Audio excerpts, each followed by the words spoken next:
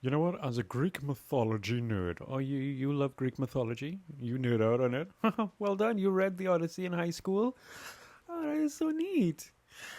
No, that doesn't give you carte blanche to be an idiot or to come out with your ultra ridiculous perspectives. But let's have a chat about it, shall we?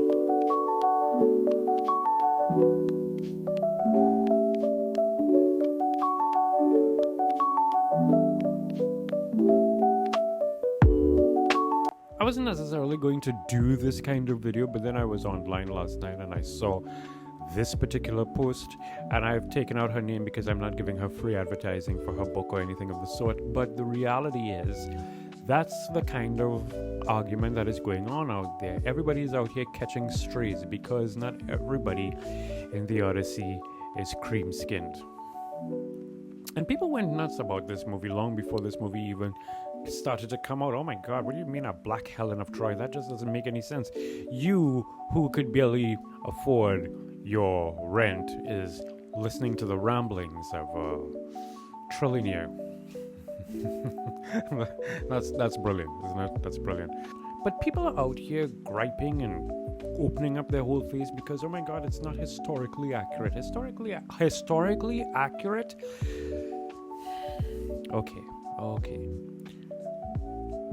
Let's use your argument for a moment.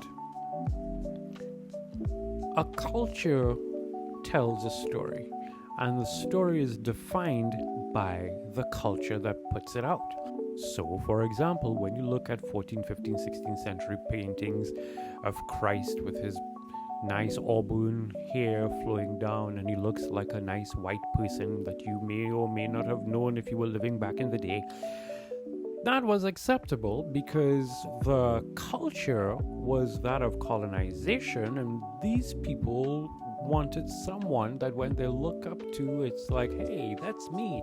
Isn't that amazing how representation matters when it's in someone else's camp and it's woke when it's in somebody else's?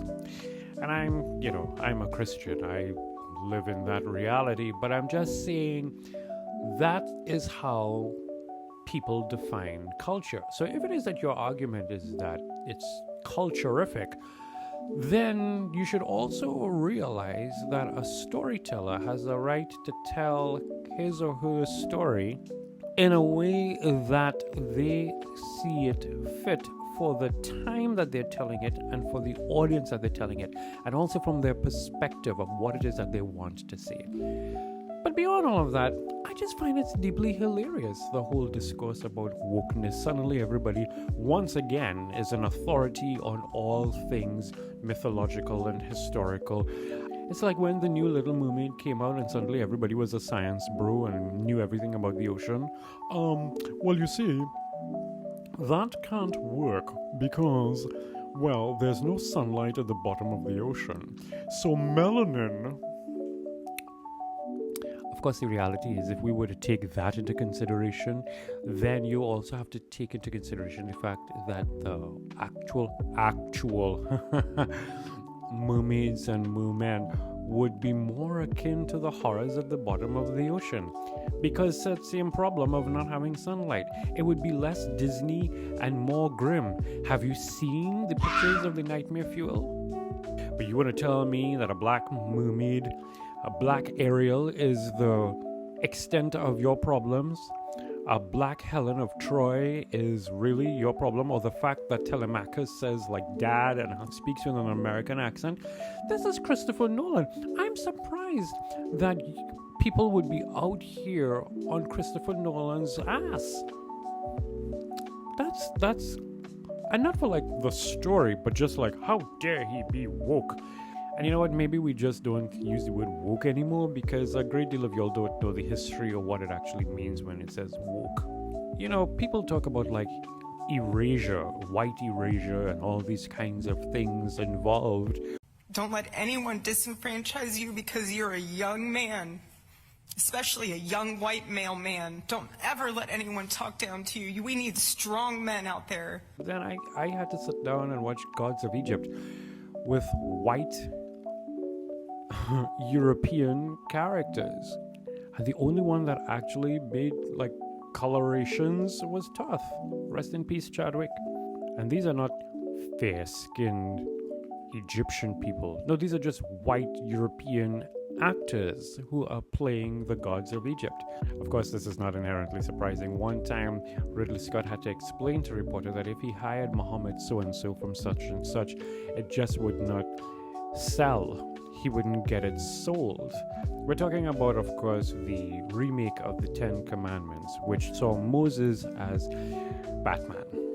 But I think the real hilarity here about the discourse on the Odyssey is how we become the thing that we despise, because a lot of people aren't fans of religion. Yet we act in a way how religion tends to be when it's very dogmatic about its beliefs. Like when Noah came out. Noah was a film that I actually enjoyed. And I've read the Genesis book. Yeah.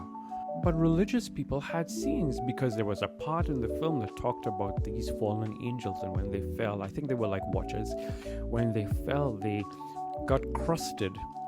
And it was like, that's not in the book. There's nothing in the book that talks about it being like this. This is wrong. This movie is a blah, blah, blah, blah, blah, blah, blah, blah, blah, which sounds pretty much like you now with the Odyssey. Isn't it fun? Full circle. I always tell people the earth spins around long enough for you to see your moral high ground is actually a molehill. And the funny thing about that whole Noah experience is that people were out here being like, oh, come on, calm down. It's just a story. It's just a filmmaker's perspective on the tale. Because for a lot of people, again, religion is just another mythology. So if we can accept the changes to one person's mythology, then we can accept it to somebody else's mythology. But we've become such a hateful, ridiculous society in general, which again is why I remain pro-asteroid. Really? You expect me to believe that that Asian man comes from Greece? A black Helen of Troy? That's Athena? Calm down. Calm down. The discourse is so hilarious that we have reached a point where we have an AI version of the Odyssey being touted by major trades. Do you know, someone else said it as well, that there are a whole bunch of actual indie filmmakers who are out there looking and hoping to get a little bit of the press bubble, but places like Variety and Deadline are out here talking about this person, Hollywood Reporter, this person, this company made an AI film of the Odyssey, and I saw screenshots of it and I knew. What's wrong with you people? Bring it down. Yeah, bring it down. Go watch the movie. Enjoy a filmmaker's perspective. Because at the end of the day, that's what it is. A filmmaker's perspective. And a brilliant one.